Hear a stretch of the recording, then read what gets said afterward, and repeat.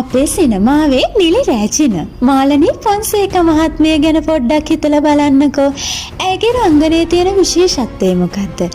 ඇය ගොඩාක් වෙලාවට තමන්ගේ හැඟීම් ප්‍රකාශ කරන්න වචන වලින් නෙවෙයි, එයාගේ ඇස් වලින්. ඇයගේ ගැඹුරු ආකර්ෂණීය බැල්ම නිසාම තමයි ප්‍රේක්ෂකයෝ දශක ගණනාවක් පුරාවට ඇයට මේ තරම් ආදරය කරන්නේ. ඇය ඇස් වලින් පෙන්වන අහිංසක බව වගේම ගාම්භීරත්වය මිනිස්සුන්ගේ හදවත් වලට ඍජුවම කාවදිනවා. ඔයාටත් පුළුවන් ඔයාගේ ඇස් දෙකට ඒ වගේ පණිවිඩයක් දෙන්න අද ඉඳන් පුරුදු කරන්න. අපේ සිනමාවේ නිලි රැජින මාලනී ෆොන්සේකා මහත්මිය ගැන පොඩ්ඩක් හිතලා බලන්නකෝ. ඇයගේ රංගනයේ තියෙන විශේෂත්වය මොකද්ද?